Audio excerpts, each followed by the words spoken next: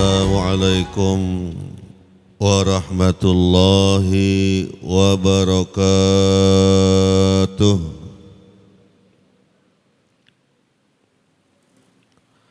Alhamdulillah wa syukurillahi wa la hawla wa la quwwata illa billah.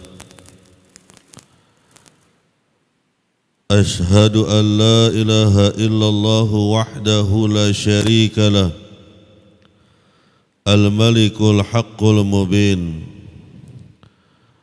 rabbul arsyil azim, rabbus samawati wal ardi wa ma bainahuma, rabbul alamin. Wa ashhadu anna Muhammadan abduhu wa rasuluh, la nabiyya ba'dah, sadiqul wa'dil amin, arsalallahu lahu rahmatan lil alamin, basyiran wa nadhira wa da'iyan ilal haq biiznihi wa sirajan munira. Allahumma salli wa sallim wa barik ala Sayyidina wa nabiyyina wa maulana Muhammadin wa ala alihi wa sahbihi wa man tabi'ahum bi ihsanin ila yaumiddin wa ba'du. Bapak-bapak, ibu-ibu, hadirin dan hadirat jamaah salat subuh Masjid Al-Ma'ruf yang mudah-mudahan kita sama-sama dimuliakan Allah. Para pendengar Radio Republik Indonesia Samarinda Pro 4 dimanapun berada, pertama-tama marilah kita memanjatkan puji syukur kehadirat Allah Subhanahu wa Ta'ala yang telah memberikan kepada kita rahmat dan karunia-Nya, yang telah memberikan kepada kita nikmat yang sangat banyak. Salawat dan salam terus kita sanjungkan kepada junjungan tercinta Nabi besar Muhammad sallallahu alaihi wasallam, juga kepada keluarga beliau yang hidup bagaikan bahtera keselamatan, lambang petunjuk ke jalan yang lurus.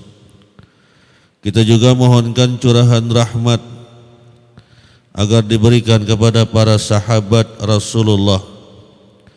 Kita juga mohonkan curahan rahmat agar diberikan kepada para imam madhab, para tabi'in, tabi'in, para muqallidin, para huffaz dan para mufassirin, para fuqaha dan para muhaddisin, para sufiyin, para wali pembimbing umat, juga kepada guru-guru kita yang mengajarkan kebaikan kepada kita. Kita juga mohonkan curahan rahmat agar diberikan khususnya kepada kedua orang tua kita, baik yang masih hidup ataupun yang sudah meninggalkan dunia yang fana ini. Kita juga mohonkan curahan rahmat agar diberikan kepada orang-orang yang melakukan amal kebajikan, dan mudah-mudahan kita pada subuh hari ini termasuk ke dalam kategori orang-orang yang melakukan amal kebajikan, sehingga insya Allah kita juga akan mendapatkan curahan rahmat dari Allah Subhanahu wa Ta'ala. Amin ya rabbal alamin. Kembali kita berkumpul di majelis kita ini, di masjid ini, dalam rangka untuk bersama-sama kita belajar, bersama-sama kita memperdalam pengetahuan agama, bersama-sama kita mengulang-ulang pelajaran-pelajaran yang mungkin dahulunya pernah kita pelajari dalam rangka untuk memantapkan akidah keimanan, keislaman dan keihsanan kita. Pada pertemuan yang telah lalu kita bersama-sama mempelajari pasal menerangkan tentang perjalanan Salik dan perjalanan Majjub secara global. Salik menurut bahasa adalah orang yang melakukan perjalanan. Sedangkan menurut istilah ilmu tasawuf adalah orang yang melakukan perjalanan taraqi. Apa itu taraqi? Perjalanan naik. Kenapa dikatakan naik? Naik dari tingkatan pertama ke tingkatan kedua, ke tingkatan ketiga, dan ke tingkatan keempat. Ini yang dimaksud dengan perjalanan naik atau perjalanan taraqi. Menempuh makam fana. Apa yang dimaksud dengan menempuh makam fana?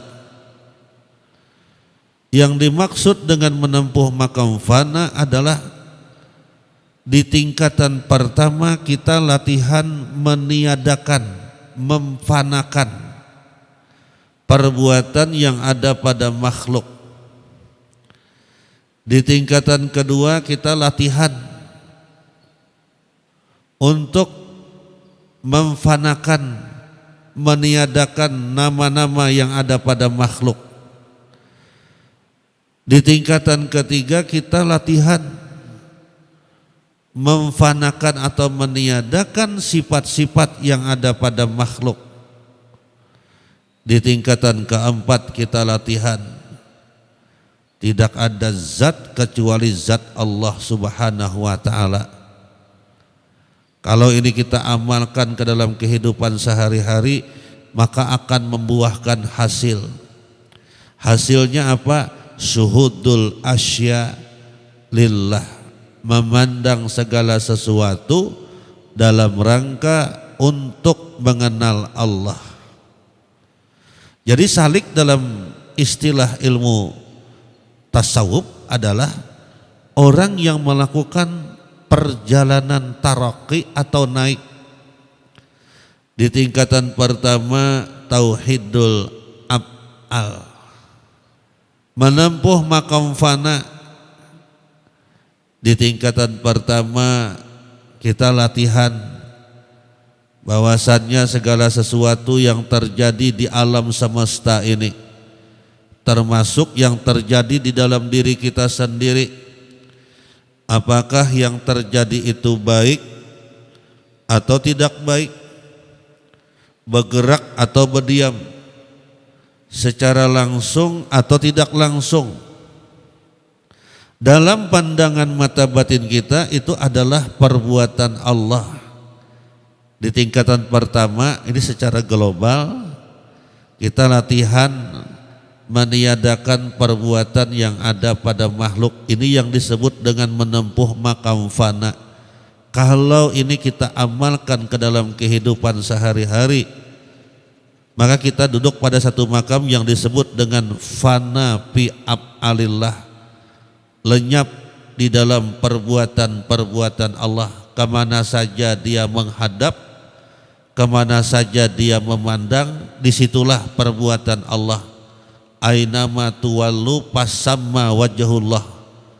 Kemana saja dia menghadap, kemana saja dia memandang, disitulah zat Allah Subhanahu wa ta'ala. Disitulah perbuatan Allah Subhanahu wa ta'ala.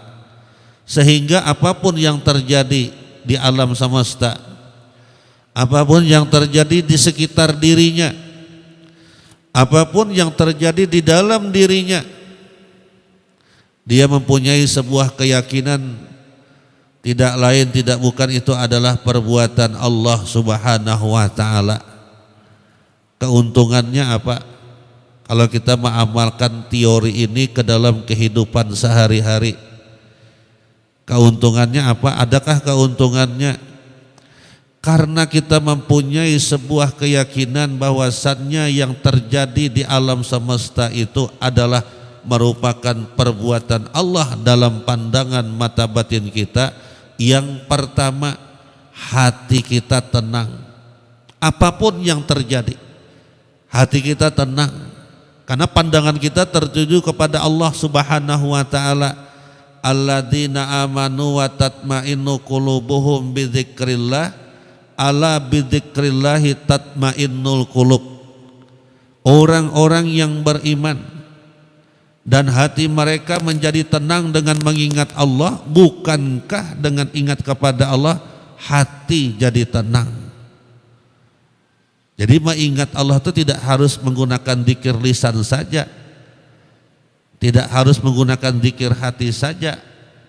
Dzikir amaliyah dalam kehidupan sehari-hari, pandangan kita hanya tertuju kepada Allah, itu yang disebut dengan dzikir perbuatan.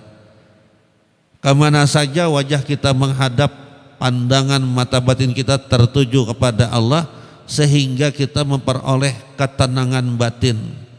Batin kita tenang karena pandangan kita tertuju kepada Allah. Yang kedua, kalau ini kita amalkan ke dalam kehidupan sehari-hari, maka akan timbul keikhlasan dalam melakukan setiap amal ibadah dan amal kebaikan. Kenapa demikian? Karena memandang bahwasannya segala perbuatan ibadah yang kita lakukan, segala perbuatan amal kebaikan yang kita lakukan, itu merupakan anugerah daripada Allah Subhanahu wa taala. Kalau kita sudah memandang itu adalah anugerah daripada Allah taala, maka kita akan ikhlas dalam melakukan setiap amal ibadah, maka kita akan ikhlas dalam melakukan setiap amal kebaikan. Dan yang perlu kita ketahui, kalau ini sudah mendarah daging dalam diri kita, maka kita tidak akan menjadikan amal ibadah kita tidak akan menjadikan amal kebaikan kita sebagai alat untuk bertransaksi dengan Allah Ta'ala. Kenapa demikian? Karena kita menganggap setiap amal ibadah, setiap amal kebaikan yang kita lakukan itu adalah anugerah daripada Allah Ta'ala. Setiap amal kebaikan yang kita lakukan itu adalah karunia daripada Allah Ta'ala. Kalau kita sudah menganggap karunia, kalau kita sudah menganggap anugerah, timbul keikhlasan dalam melakukan setiap amal ibadah, timbul keikhlasan dalam melakukan setiap amal kebaikan. Karena memandang semua perbuatan dari Allah, termasuk apa saja yang kita lakukan. Tapi ini perlu latihan. Kita menanam durian, ulun umpamanya diisi kebun 2 hektar, setengah hektar ulun tanam durian, banyak benar pian, setengah hektar itu durian pian, pohon durian.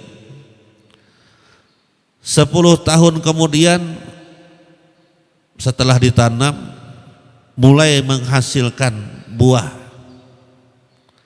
10 tahun kemudian mulai menghasilkan buah, kelihatan sudah berbuah, bebuahan duriannya. Diperkirakan ini 2 bulan lagi panen nih, karena baru berbuah. Kira-kira kalau 2 bulan itu besar-besar dan masak sudah. Kada sampai 2 bulan, ulun ini beelang terus ke kebun itu tiap minggu. Minggu pertama datangi juga, beganal buahnya. Minggu kedua datangi lagi, beganal buahnya. Minggu ketiga datangi lagi, beganal buahnya. Minggu keempat ganal sudah. Beberapa ada yang sudah masak, karena duriannya durian kampung alami, masaknya nyaman. Beberapa biji ada yang sudah jatuh, sudah diperkirakan 4 minggu lagi masak semuanya sudah ini. Pas minggu depan ulun ke sana, habis duriannya, diambil orang bedahulu. Kalau ulun menganggap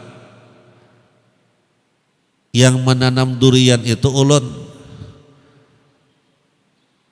yang menumbuhkan pohon-pohonnya itu ulun, yang merawat ulun. Hari-hari tiap minggu, bila Sabtu Minggu ke kebun ulun mengawasi merawat. Bilanya ulun menganggap itu hasil kerja ulun, pasnya hilang ulun kecewanya luar biasa, menyumpah kira-kira lawan yang mengambil durian tadi. Uyuh-uyuh ulun menanam, menunggu 10 tahun, pas hendak panen orang yang mengambil. Kira-kira hati bemamai lah, bemamai hati, karena merasa menanam, merasa menumbuhkan, merasa menjagai, merasa merawat kebun tadi. Pasti kira-kira hendak panen terdulu orang memanen, hilang habis duriannya. Yang bagusnya pulang si perampok durian itu meninggali ulun sepuhun.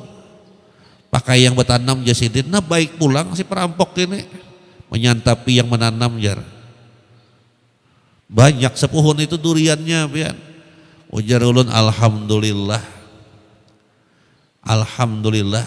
Nah ini kalau kita mengamalkan ilmu ini timbul alhamdulillah. Yang pertama menanamnya ikhlas, merawatnya ikhlas. Ketika terjadi sesuatu yang tidak sesuai dengan keinginan diri kita, kita ridho menerimanya. Kalau ikhlas itu melakukan perbuatan. Nah, ini yang perlu diketahui. Ada perbedaan antara ikhlas dengan ridho. Kalau ikhlas itu melakukan perbuatan, beribadah harus ikhlas. Mukhlishina lahuddina hunafa, ikhlas dalam menjalankan perintah agama. Ikhlas itu kita berbuat. Kalau menerima, ridho namanya. Nah kayak tadi habis buah duriannya, ulun harus ridho. Sudah habis, bagaimana ulun tidak ridho? Habis sudah. Cuma dalam hati itu gerigitan tuh ada, karena masih ada unsur-unsur manusianya, masih ada jengkel itu masih ada. Tapi kalau sudah ikhlas, hilang perasaan jengkel itu sudah. Karena merasa ikhlas dalam melakukan setiap amal ibadah, dalam melakukan setiap amal kebaikan. Ikhlas itu seperti gula.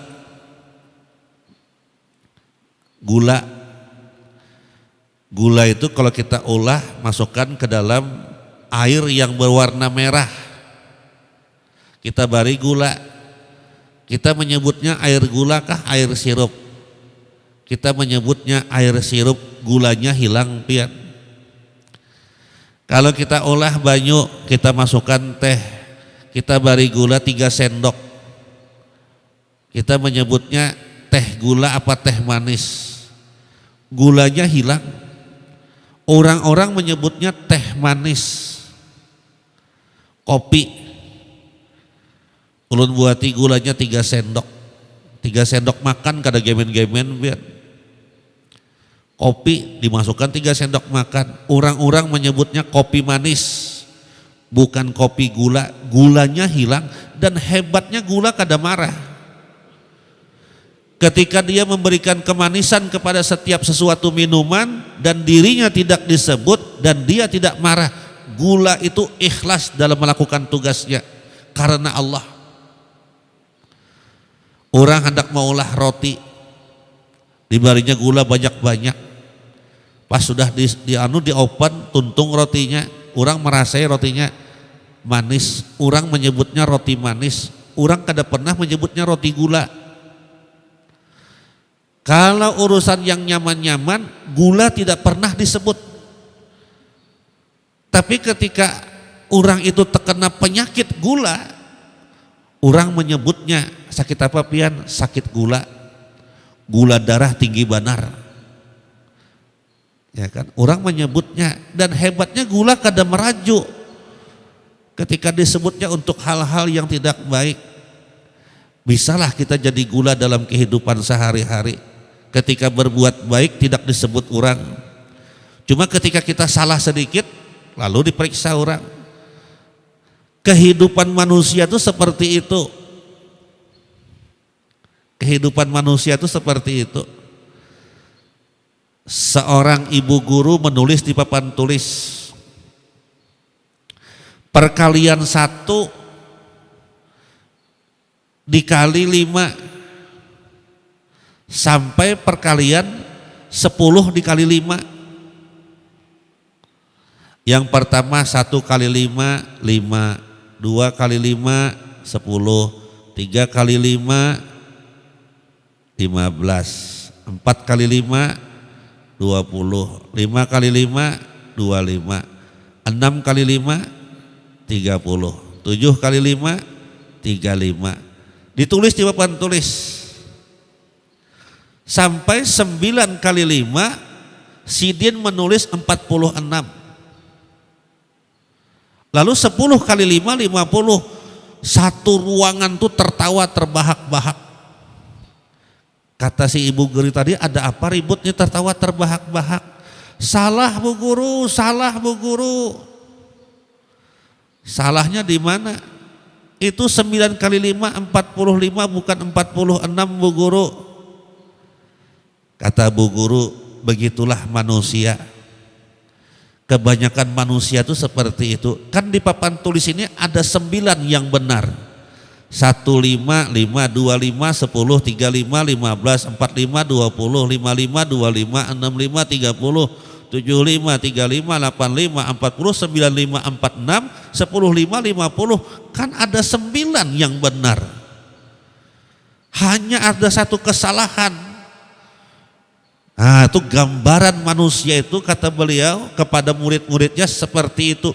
Janganlah kalian jadi seperti itu. Lihatlah kebaikan orang lain. Dia melakukan 1 kesalahan, tapi ada 9 kebaikan. Kan masih bernilai. Sehingga timbul peribahasa. Ya kan? Kemarau setahun dihilangkan dengan hujan sehari. Kemarau setahun, sehari basah bumi langsung. Itu gambaran-gambarannya seperti itu. Dan itu lumrah, kebanyakan manusia itu mencari kesalahan seseorang dan jarang sekali menilai kebaikan seseorang. Padahal baginda Rasulullah sallallahu alaihi wasallam menyuruh membicarakan kebaikan orang lain dan melarang untuk membicarakan aib orang lain. Sampai-sampai kata beliau, kalau ada yang meninggal di antara kalian, katakan kebaikan-kebaikannya. Nah, itu yang dikatakan oleh para tabi'in. Tabi'in ketika habis menyolatkan jenazah, marilah kita bersaksi semuanya bahwasannya almarhum ini semasa hidupnya min ahlil khair. Kita disuruh membicarakan kebaikannya, walaupun yang meninggal itu orangnya tidak baik. Cuma kebiasaannya manusia itu refleks, biasanya refleks, suka membicarakan hal-hal yang tidak baik. Padahal ketika diri kita dibicarakan hal-hal yang tidak baik, kita pun tidak suka. Nabi menyebutnya ghibah. Pada satu perkumpulan beliau bersabda, atadrunal ghibah, apakah kalian mengetahui apa itu ghibah? Qalu, para sahabat menjawab, Allahu wa rasuluhu a'lam, Allah dan Rasulnya lebih mengetahui. Qala, beliau bersabda, dzikruka akhaka bima yakrah, engkau menceritakan tentang saudaramu yang apabila saudaramu mendengar dia pasti tidak suka. Berarti yang dibicarakan pasti tidak baik. Ya Rasulullah, para sahabat berkata, bagaimana kalau yang kita bicarakan itu benar ia lakukan, yang tidak baik itu betul-betul ia lakukan? Qala, Rasulullah SAW bersabda, kalau memang yang kalian ceritakan itu betul ia lakukan, kalian telah menggibahnya. Tetapi kalau yang kalian bicarakan itu dia tidak melakukan, kalian telah memfitnahnya. Serba salah, dibicarakan gibah, kalaunya tidak benar fitnah. kedua-duanya tidak baik, lebih baik no comment. Kalau ketika kita berbicara aib seseorang. Jadi kalau kita berbuat ikhlas. Kalau kita mendapatkan musibah, menerima ketentuan Allah, ridho. Asal pandangan kita tertuju kepada Allah, pelaku tunggal di alam semesta. Allahul ladzi khalaqas samawati wal ard wa ma bainahuma. Allah yang menciptakan langit, Allah yang menciptakan bumi, Allah yang menciptakan apa saja yang ada di antara keduanya. Kira-kira Pak, kira-kira Bu, kira-kira hadirin dan hadirat sekalian, kira-kira para pendengar dimanapun saja berada, para pemirsa dimanapun saja berada, adakah yang terjadi di alam semesta ini yang bukan perbuatan Allah? Kalau kita mengatakan tidak ada, tanpa disadari, kalau itu kita amalkan ke dalam kehidupan sehari-hari, kita duduk pada satu kedudukan yang disebut dengan tauhidul af'al, mengesahkan Allah pada perbuatannya. Tapi perlu latihan supaya timbul satu, ketenangan jiwa, ketenangan batin. Yang kedua, ikhlas dalam melakukan amal ibadah dan amal kebaikan. Yang ketiga, ridho, menerima ketentuan daripada Allah Subhanahu wa ta'ala. Kita mendapatkan kebaikan, itu ketentuan Allah. Kita mendapatkan kenikmatan, itu ketentuan Allah. Kita mengalami musibah, malapetaka, bencana, itu pun ketentuan Allah. Ma asaba min musibatin fil ardi wala fi anfusikum illa fi kitabin min qabli an nabra'aha. Tidak akan mengenai satu kejadian, musibah itu satu kejadian. Sesuatu yang mengenai bisa berarti baik, bisa berarti tidak baik, tergantung orang yang terkena tersebut. Musibah itu bisa berarti baik, bisa berarti tidak baik. Cuma kebanyakan kebanyakan manusia, mayoritas manusia itu kebanyakan mengatakan kalau kata-kata musibah itu tidak baik. Padahal tidak selalu musibah itu tidak baik. Ma asaba min musibatin, tidak akan mengenai satu kejadian. Fil ardi wala fi anfusikum, di muka bumi, tidak juga di dalam diri kalian sendiri, illa fi kitabin min qabli an nabra'aha, kecuali sudah kami rancang sebelum adanya alam semesta ini.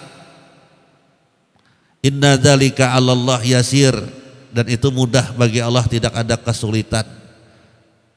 Di lain ayat Allah Subhanahu wa ta'ala berfirman, wala nabluwannakum bisyai'im minal khaufi wal ju'i wa naqsi minal amwali wal anfusi was samarat wa basyiris sabirin alladzina idza asabathum musibah qalu inna lillahi wa inna ilaihi raji'un, yang artinya dan benar-benar.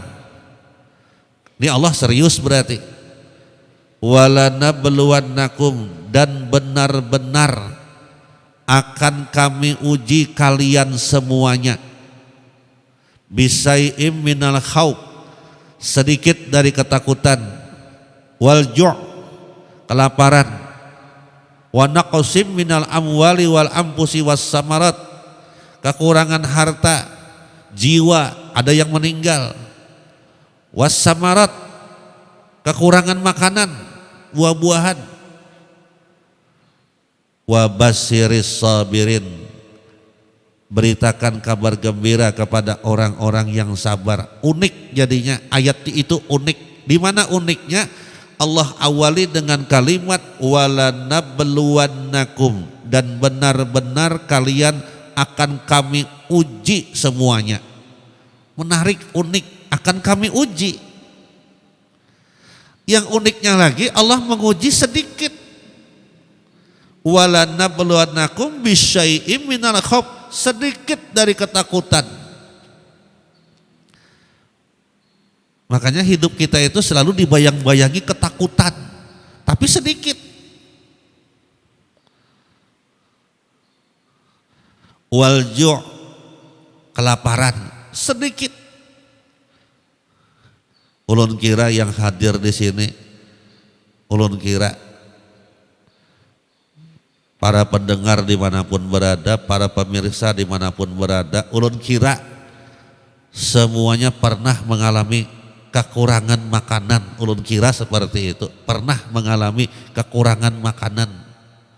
Apakah memang makanannya tidak ada? Satu, duitnya tidak ada, makanannya tidak ada, duitnya tidak ada. Nah itu kekurangan makanan. Yang kedua, duitnya ada, makanannya tidak ada. Orang berjual ke dada. Biasanya Idul Fitri, bila Idul Fitri hari pertama Idul Fitri, hari kedua itu warung-warung makan tutup semuaan, parut lapar. Makanya kalau ada warung buka rame itu hari kedua itu. Kita terlambat jam 10 malam hanya keluar, habis semuaan sudah. Nah itu kekurangan makanan, duitnya ada. Yang pertama duitnya kedada, bila duitnya kedada, makanannya kedada juga, tidak ada makanannya. Yang kedua duitnya ada, makanannya tidak ada. Yang ketiga duitnya ada, makanannya ada, cuma dilarang untuk memakan. Ada orang yang melarang. Kenapa? Karena penyakit. Jangan makan ini, jangan makan inilah. Nah itu makanannya ada, tapi kada boleh dimakan. Lapar juga parut itu. Ujar sidin, duit-duitku, makanan-makananku, muntung-muntungku aja sidin, parut-parutku, wani-waninya melarang aku makan, makannya sidin, behimat makan, kada sampai berapa menit rabah sidin. Nah itu sudah tahu dilarang makan, makan juga masih. Nah itu sedikit dari kelaparan, sedikit dari kekurangan harta. Kita menjalani hidup ini pernah kekurangan harta. Yang kada berduit sudahnya, yang berduit juga bisa kurang harta. Yang uniknya dalam kehidupan sehari-hari itu, orang yang berduit tadi kekurangan harta menginjam lawan orang yang kada berduit. Itu unik lagi itu pian. Yang duitnya pas-pasan. Unik, ulun banyak melihat seperti itu, unik. Yang hebatnya si orang yang duitnya pas-pasan ini menginjami dengan orang yang berduit ini pulang. Itu unik. Kekurangan harta. Ada yang meninggal. Siapa yang menjadikan orang itu meninggal? Allah. Kalau penyakit itu sebab banyak. Alladzi khalaqal mauta wal hayata, yang menjadikan kematian, yang menjadikan kehidupan. Siapa yang menjadikan kematian? Allah. Penyakit itu sebab banyak. Diabetes bisa meninggal. Kolesterol bisa meninggal, asma bisa meninggal, jantung bisa meninggal. Yang sehat bisa meninggal juga sama. Jadi semuanya bisa meninggal. Yang menjadikan orang itu meninggal Allah Ta'ala. Banyak orang terdinding. Dengan meninggal itu banyak orang terdinding lalu menyalahkan orang lain. Nanti salah sudah. Kalau pandangan mata batin kita mantap pada tauhidul af'al, nyaman sudah hidup.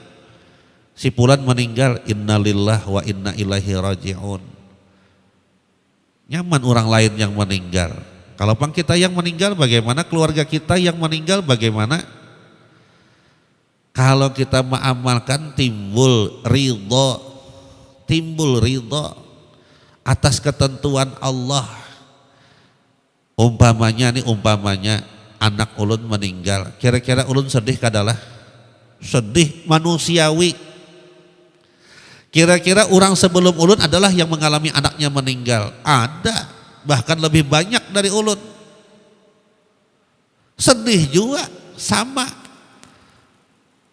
Coba tinggal kecepatan dia mengembalikannya kepada Allah. Barang siapa yang lebih cepat mengembalikan kepada Allah, beruntunglah dia.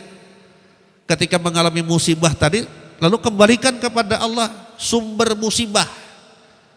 Lalu lisan kita mengucapkan inna lillahi wa inna ilaihi raji'un. Allah sudah memberikan resep. Walanabluwannakum bisyai'im minal khaufi wal ju'i wa naqsim minal amwali wal anfusi was samarat. Uniknya tuh resep tuh di ujung tuh, wa basyiris sabirin, pakai sin titik 3, wa basyiris sabirin. Beritakan kabar gembira kepada orang-orang yang sabar. Allah kasih resep. Jadi kalau kita mengalami musibah, malapetaka, bencana, kata kuncinya sabar. Tapi itu perlu latihan. Jadi bukan sekedar mendengar lalu berusaha untuk mengamalkan, perlu latihan. Karena sabar itu paling mudah untuk diucapkan, paling berat untuk dilaksanakan. Tapi kalau kita mengamalkan hari-hari, mesra, sabar itu mesra jadinya. Siapa orang-orang yang sabar itu? Alladzina idza asabathum musibah qalu inna lillahi wa inna ilaihi raji'un. Yaitu orang-orang yang apabila ditimpa musibah dia mengatakan sesungguhnya kami ini milik Allah dan sesungguhnya kami akan kembali kepada Allah. Di mana hebatnya kita ini milik Allah. Nikmat itu milik Allah, Allah berikan ke kita. Kita hubungkan kepada Allah, timbul lisan berzikir alhamdulillah. Musibah itu milik Allah, Allah berikan ke kita hubungkan kepada Allah, kita kembalikan kepada Allah, lisan kita berzikir inna lillahi wa inna ilaihi raji'un. Habis sudah. Tapi itu perlu latihan. Orang yang tingkatan pemula latihan, ikhlasnya bisa rusak. Mukhlisina lahuddin, ikhlas dalam melaksanakan perintah agama itu bisa rusak, ikhlasnya itu bisa runtuh. Tapi kalau sudah permanen, mukhlas tidak bisa rusak, permanen, becor, kokoh, tidak bisa rusak karena mukhlas. Kalau mukhlis masih bisa goyang, masih bisa berubah, masih bisa rusak. Supaya bisa baik bagaimana? Istighfar. Astagfirullahaladzim, kembali dia. Tapi kalau sudah mukhlas, permanen. Kalau bahasa Banjar itu berikit. Babima agwaitani la uzaina lahum fil ardi wa la ughiyannahum ajmain illa ibadaka minhumul mukhlasin. Karena engkau telah menghukum hamba sesat, kata iblis, maka hamba akan menjadikan manusia memandang baik perbuatan yang tidak baik. Hati-hati, kalau kita memandang baik perbuatan yang tidak baik, hati-hati dan waspada. Dan akan hamba sesatkan mereka semuanya, kecuali hamba-hambamu yang ikhlas. Ini mukhlas. Ikhlasnya permanen, mukhlas.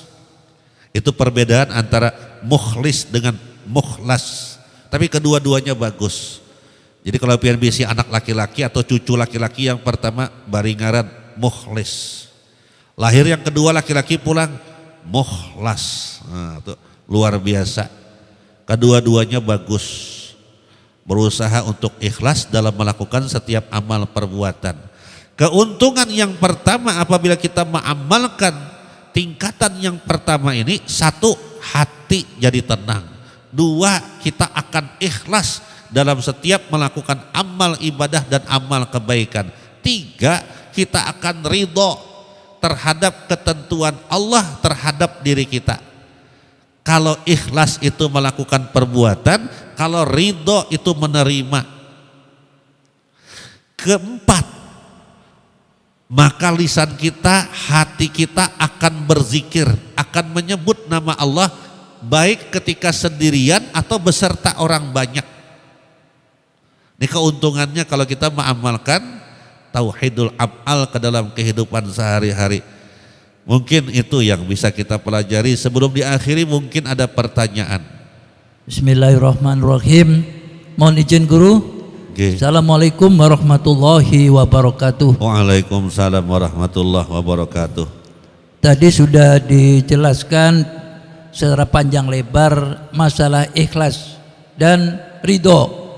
Artinya semua kita dalam menjalani kehidupan ini kita jalankan sesuai dengan apa yang kita harapkan, itu semuanya adalah ikhlas dan kita jalankan dengan baik semua, dan mohon ini dengan doa dan segala macam upaya supaya kegiatan kita ini ikhlas semua.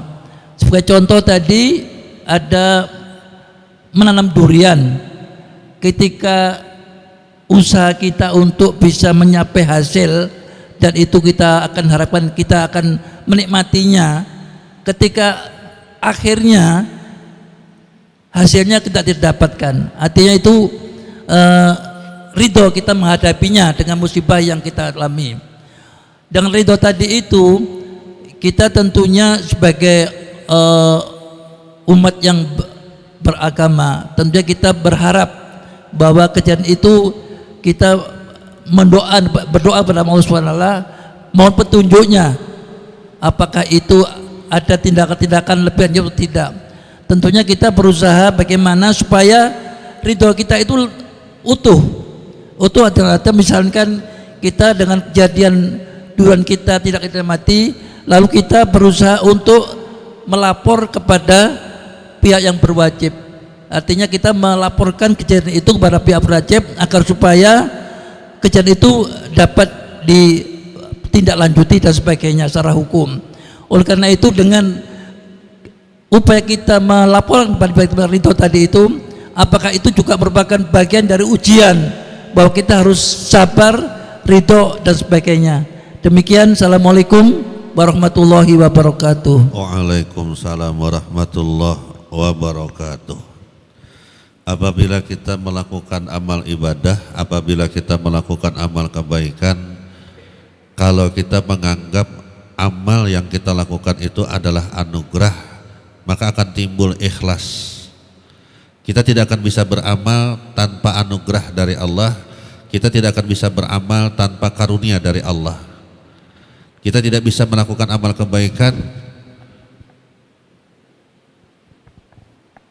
tanpa kekuatan dan iradat daripada Allah Ta'ala. Lalu kita bisa melakukannya, maka timbul keikhlasan dalam melakukannya tadi, karena kita tidak menganggap ini hasil kerja kita. Kalau kita menganggap ini hasil usaha kita, maka kita akan bertransaksi dengan Allah dengan amal ibadah kita tadi. Jadi kita akan ikhlas kalau kita menganggap ini anugerah dari Allah Ta'ala. Kemudian ketika kita ditimpa musibah, malapetaka, bencana, maka kita akan ridho, menerima musibah yang kita alami tersebut, kita terima dari Allah. Kita menganggap ini dari Allah, lalu kita terima. Duriannya hilang, ditinggali perampoknya, meninggali sepuhun, dan kita alhamdulillah, kita ridho. Bemamai juga tetap hilang juga, kada kembali juga. Bagaimana jika seandainya kita melakukan proses hukum, lapor ke kepolisian? Bolehlah, boleh, selama prosedurnya benar. Yang salah itu datang ke dukun, itu salah sudah. Duriannya habis, datang ke dukun, bah, ini ulun dapat musibah, bah, ada apa jar bah? Ulunnya hendak panen durian, bah. Pas hendak panen, ternyata habis duriannya. Di mana kira-kira mbahlah? Nah kan datangnya ke dukun, salah sudah. Kalau kita melaksanakan prosedurnya betul aja sesuai dengan hukum yang berlaku di Indonesia, aman. Hilang, kita merasa hendak lapor, lapor. Tapi lapor aja. Saya lapor aja ini, mau diproses, itu urusan pihak kepolisian. Tugas kita melapor. Ya silahkan tulis. Nah, tulis apa nama, tempat tinggal, umur, pekerjaan. Yang dilaporkan durian hilang, dirampok, padahal sudah mau panen. Oh ya, ini tanda tangan Pak ya, ya tanda tangan. Ini akan kita proses nanti. Nah, itu wilayahnya kepolisian yang memproses. Ya kan? Atau kita hendak mencari seorang bisa juga.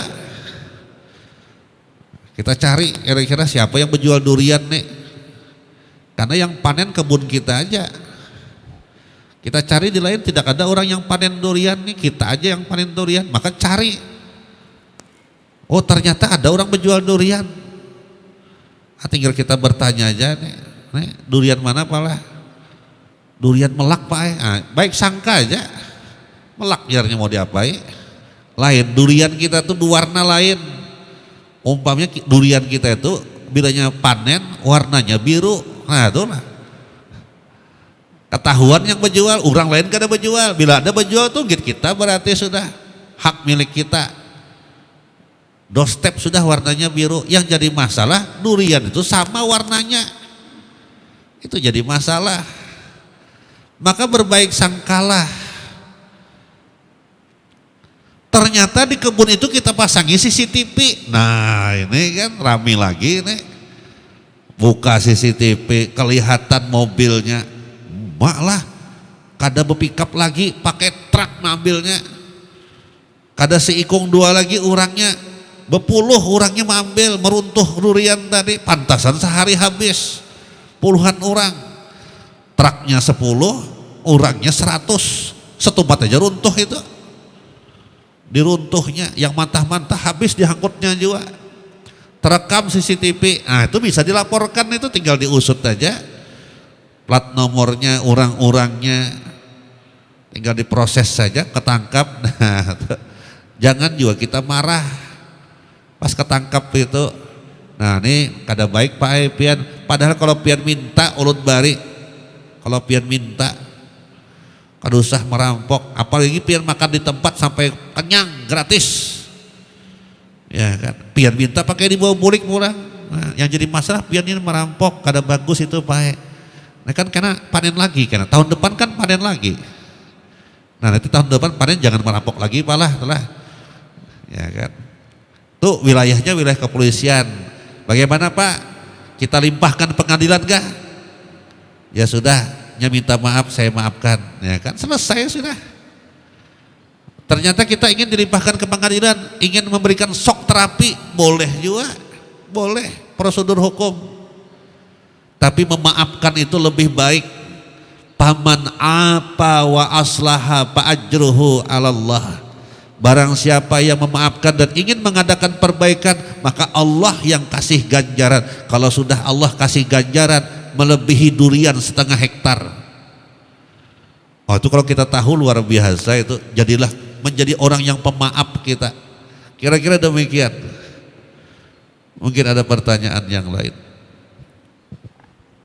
Assalamualaikum warahmatullahi wabarakatuh. Waalaikumsalam warahmatullahi wabarakatuh.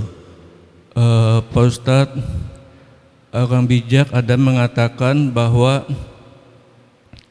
sholat itu untuk mengingat Allah, sedangkan zikrullah itu untuk mengingat Allah juga.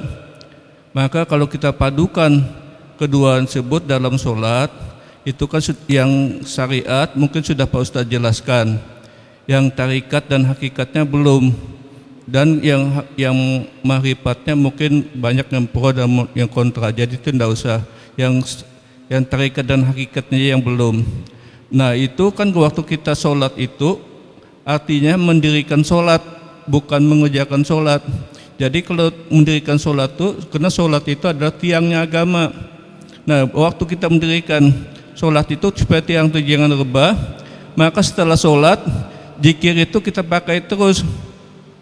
Kedua yaitu zikir jantung dan zikir napas, karena kita kedua tersebut tidak lepas dalam berzikir. Dan kecuali mati baru kita tidak berzikir lagi. Maka ada orang yang bukan orang sufi, bukan juga ulama besar, bukan juga dia wali Allah, dia orang biasa saja, ada mengatakan bahwa saya 1 menit saja lupa dengan Allah maka kafir saya. Nah bagaimana Pak Ustadz bisa menjelaskan tersebut? Assalamualaikum warahmatullahi wabarakatuh. Waalaikumsalam warahmatullahi wabarakatuh. Kalau sholat menurut fikih Salat menurut bahasa itu adalah doa. Kita salat berarti kita berdoa. Sedangkan menurut ilmu fiqih, as-salatu hiya aqwalun wa af'alun mubtatahatun bitakbir wa muhtatamatun bitaslim bisara itu maksusatin.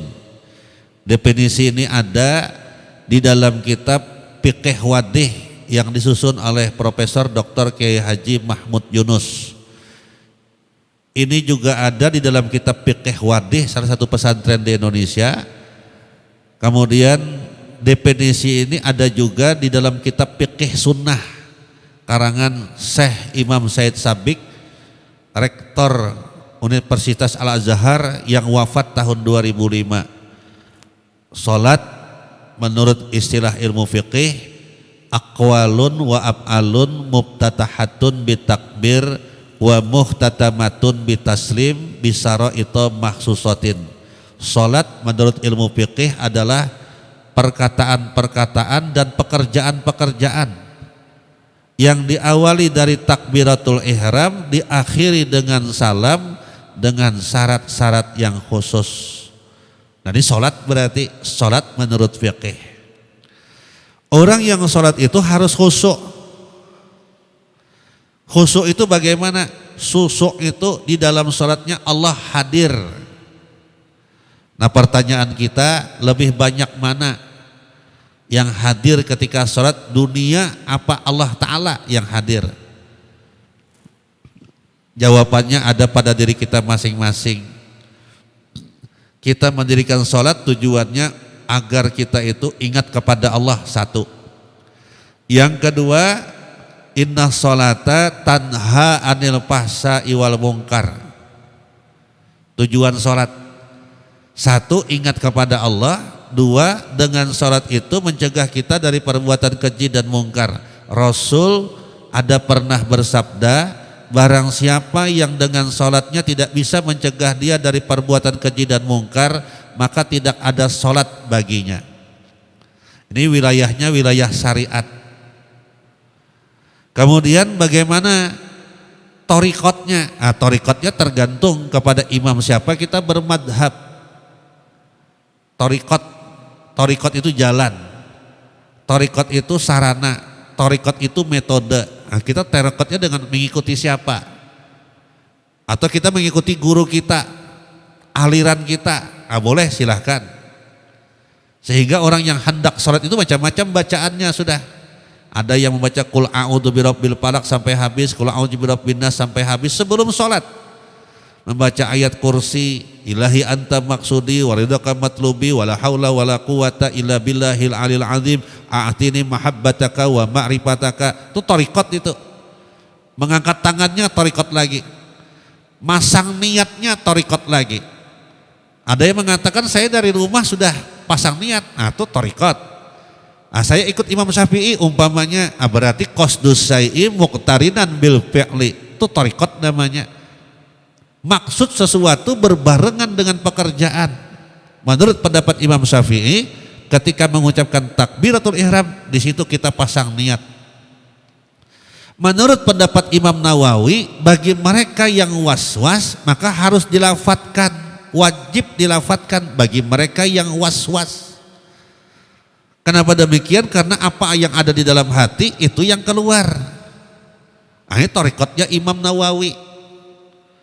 Mengangkat tangannya beda lagi, bacaannya, doa iftitahnya beda lagi. Silahkan. Yang ketiga hakikat. Nah, ini tauhidul af'al. Kita bisa mendirikan sholat itu adalah anugerah dari Allah Ta'ala. Kita mengangkat tangan, siapa yang mengangkat tangan kita? Allah Ta'ala.